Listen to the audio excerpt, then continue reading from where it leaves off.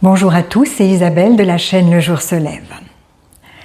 Dans mon précédent message, je vous ai parlé de la foi comme fondement de la vie chrétienne après la repentance des œuvres mortes. Et aujourd'hui, je vais continuer de vous parler de la foi. Parce que sans la foi, il est impossible de plaire à Dieu. C'est comme pour la grâce, elle a été donnée gratuitement à tous ceux qui reconnaissent Jésus comme leur Sauveur et leur Seigneur. Mais encore faut-il la recevoir. Et ce n'est que par la foi que la grâce est reçue. La grâce sans la foi, ça ne sert à rien, de même que la foi sans la grâce n'apporte rien. Père, je te rends grâce pour cette exhortation.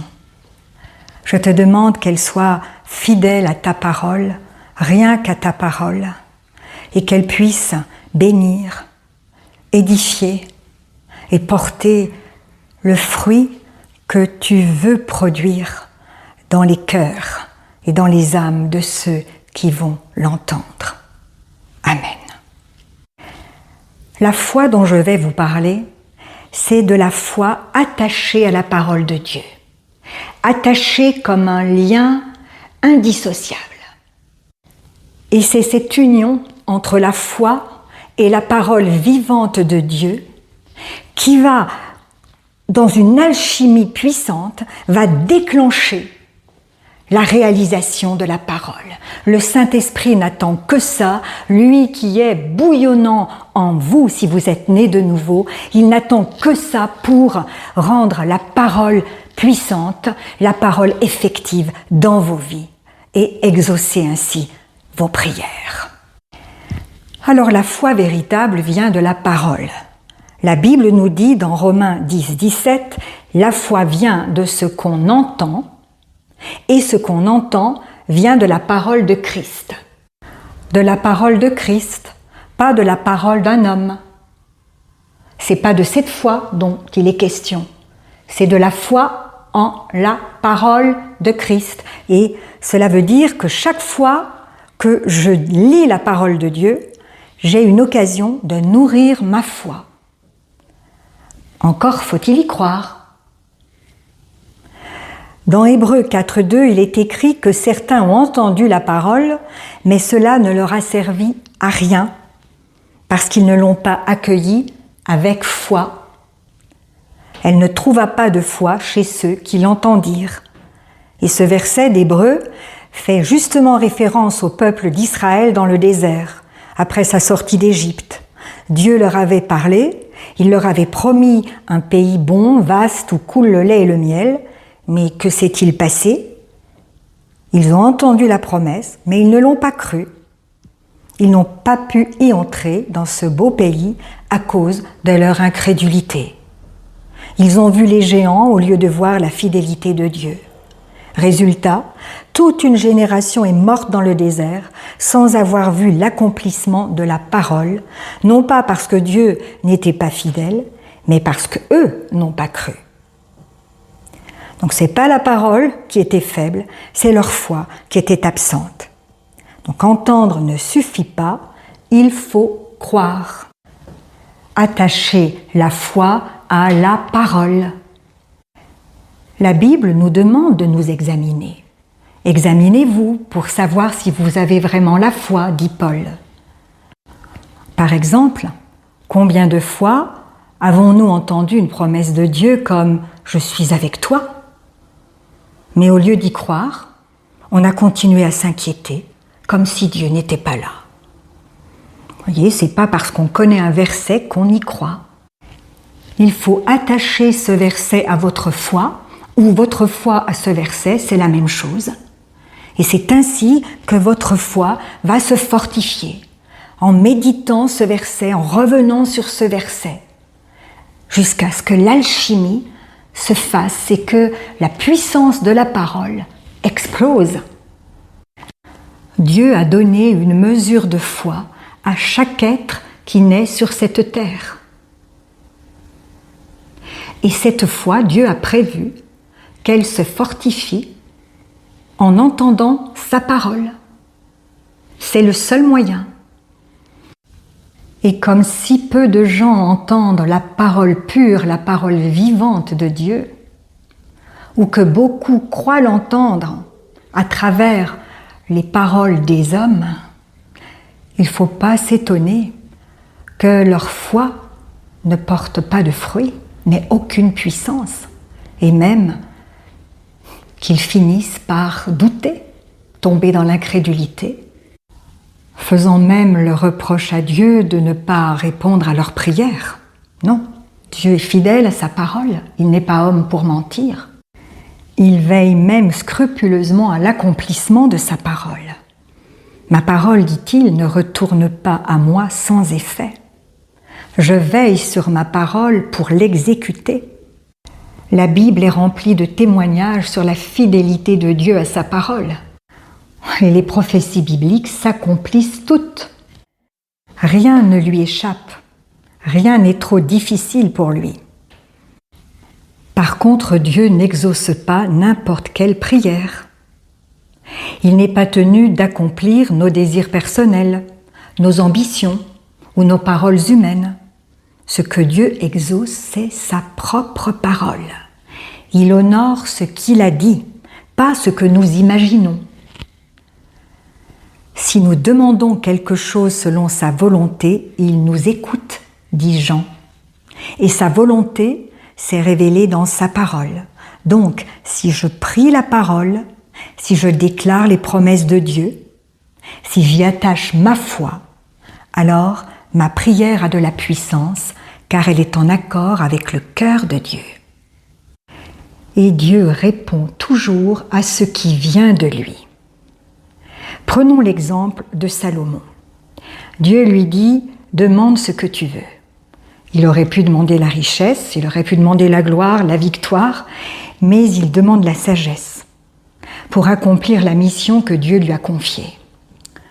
Et Dieu l'exauce, et même au-delà de sa prière.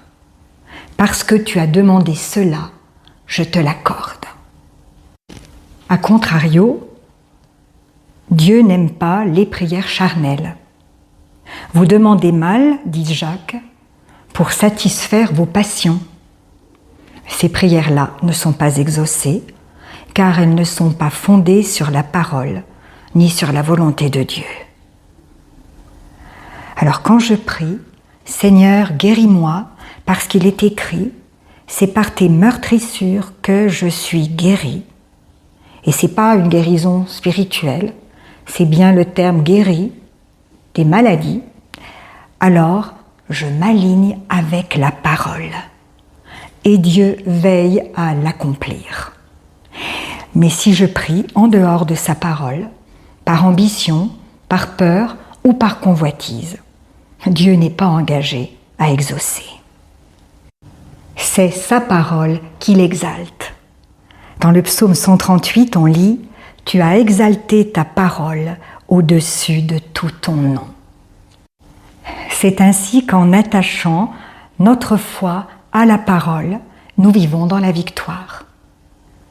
Jésus l'a dit, « Si mes paroles demeurent en vous, demandez ce que vous voudrez, et cela vous sera accordé. » Quant à Josué, il s'est entendu dire par l'Éternel, « Médite ce livre jour et nuit, alors tu réussiras dans tes entreprises. » Et le psaume 1 promet que celui qui s'attache à la parole est comme un arbre planté près d'un cours d'eau. Tout ce qu'il fait réussit. Quant à Jésus, comment a-t-il chassé Satan ? À chaque tentation dans le désert, il répond « Il est écrit » et le diable finit par le quitter.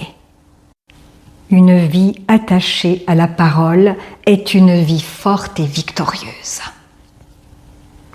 Alors ne laissez plus votre foi flotter dans l'air, ballottée par les émotions ou les circonstances.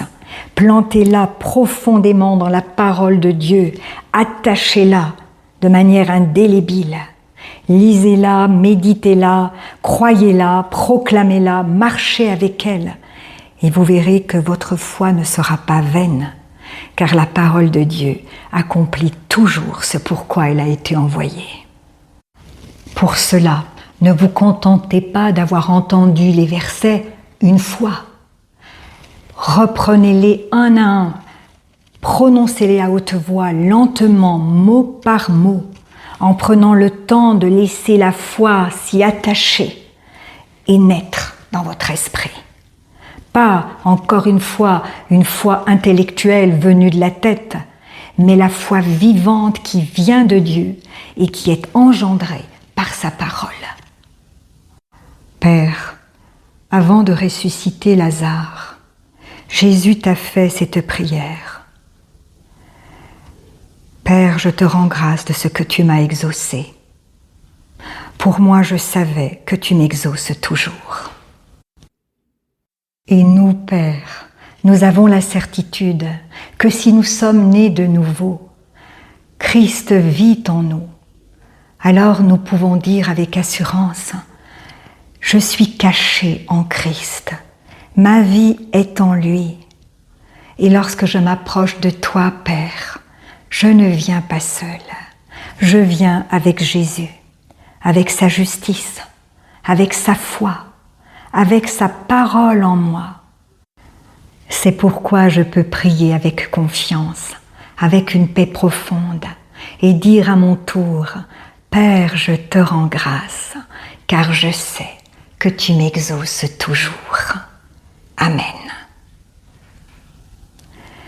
Tous les versets sur lesquels je me suis appuyée se trouvent dans la description. Demeurez dans le repos de la parole et vous serez richement bénis.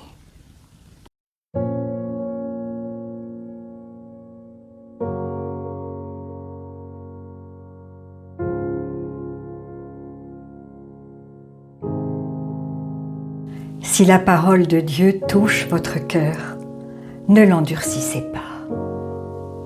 C'est Jésus qui se manifeste. Il vous dit, « Voici, je me tiens à la porte et je frappe. Si quelqu'un entend ma voix et ouvre la porte, j'entrerai chez lui. Je souperai avec lui et lui avec moi. » Alors, si vous n'avez pas encore fait de Jésus votre Sauveur et votre Seigneur personnel, vous pouvez maintenant le faire. Déclarez à haute voix et d'un cœur sincère, « Père, je te remercie parce que tu as envoyé Jésus-Christ mourir sur la croix pour mes péchés. Et tu l'as ressuscité des morts.